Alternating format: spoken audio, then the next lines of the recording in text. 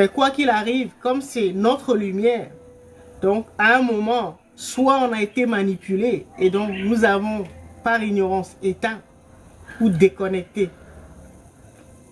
la lumière, le satellite, l'esprit, ou soit c'est nous-mêmes qui l'avons décidé.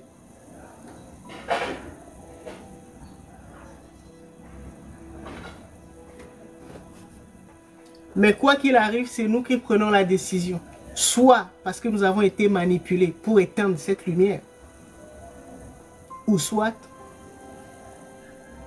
nous-mêmes nous avons trouvé que nous souffrons trop. La douleur est trop intense et donc nous avons décidé de l'éteindre.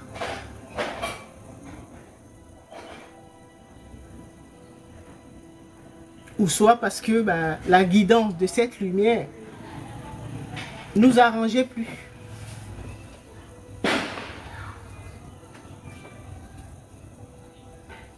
Et donc, on l'a déconnecté.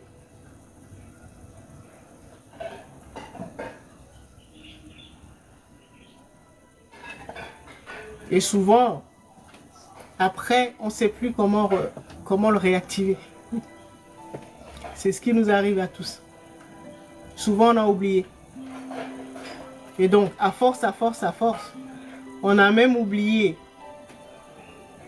l'événement qui s'est produit pour que nous prenions la décision de l'éteindre, soit par inconsciemment ou consciemment.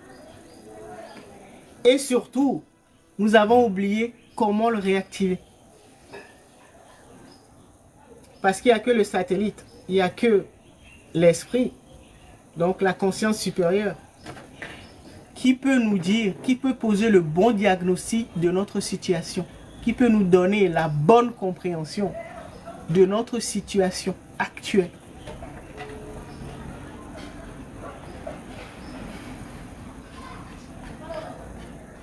Quand on te regarde, tu nous fais penser à tel grand-père ou telle grand-mère ou tel ancêtre.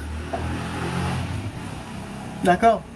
Et donc, soit on va vous dire que physiquement vous lui ressemblez, ou soit vous vous comportez comme cet ancêtre-là, ou soit vous avez l'intonation de votre voix exactement comme l'ancêtre en question. En fait, vous portez l'énergie de cet ancêtre.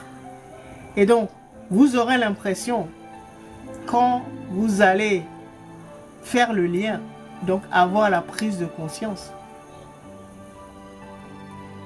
vous aurez l'impression que en fait, c'est comme si vous étiez dans sa peau. C'est comme si vous étiez en train de jouer le même personnage que cet ancêtre-là.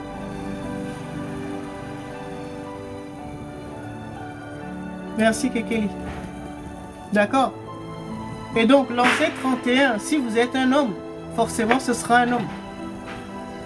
Et si vous êtes une femme, ce sera une femme de votre lignée. D'accord? Donc, peut-être que c'est une nouvelle information pour certains parmi vous. Et donc, ça va vous permettre d'observer et de faire le lien afin d'identifier votre ancêtre 31.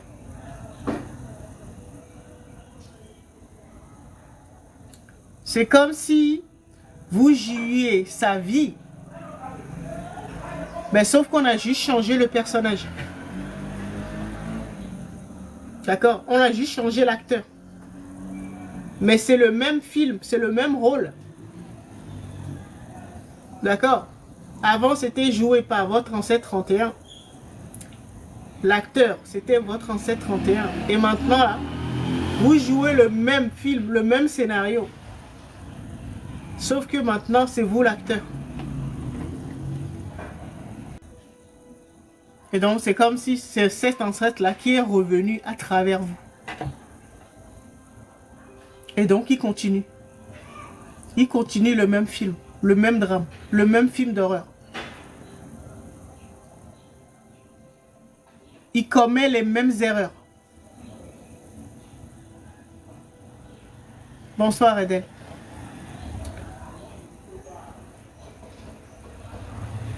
Même comportement. Les mêmes défauts. Les mêmes faiblesses.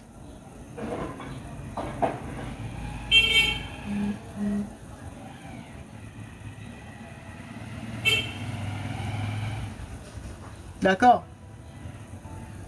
Et là, on va faire une petite parenthèse pour vous expliquer au niveau de l'incarnation dont je parlais. Parce que l'ancêtre 31, ça peut être quelqu'un que vous avez connu.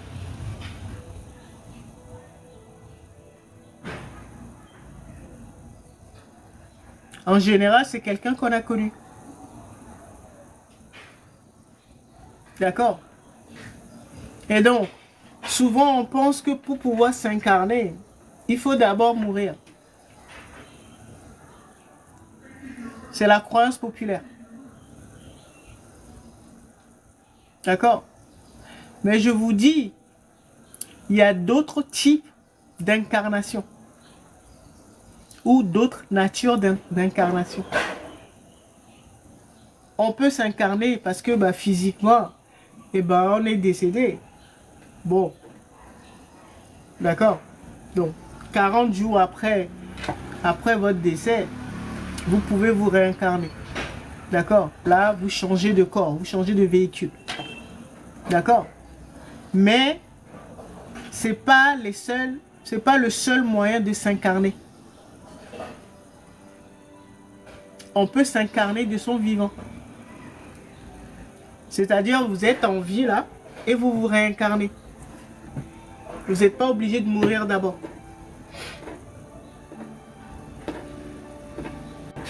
Et donc,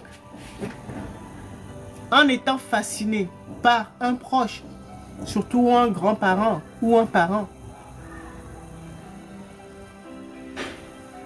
vous allez de votre vivant. C'est comme si vous l'avez téléchargé en vous. C'est comme s'il était en vous. Et donc, il va commencer à s'incarner en vous. Vous allez commencer à vivre exactement comme lui.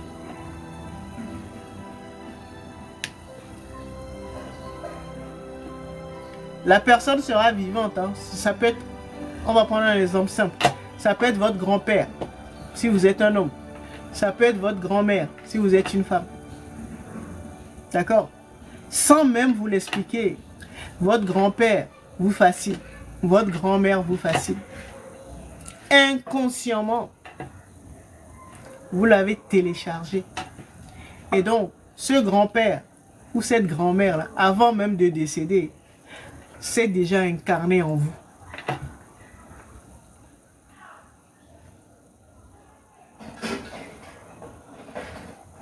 D'accord? C'est pour ça que je disais que c'est pas forcément pour se réincarner. On n'est pas forcément obligé de mourir. Si un proche, surtout quelqu'un avec qui vous partagez le même patrimoine génétique, ça va plus vite. Même si vous ne partagez pas le même patrimoine génétique, c'est possible. Mais ça, c'est un autre niveau. D'accord?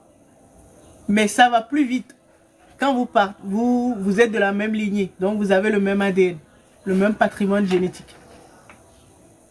Et surtout, quand vous êtes un enfant,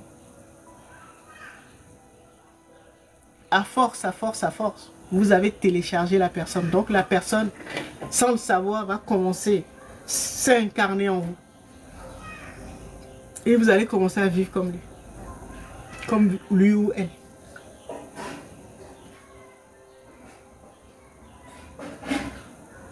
D'accord? Souvent, c'est par résonance.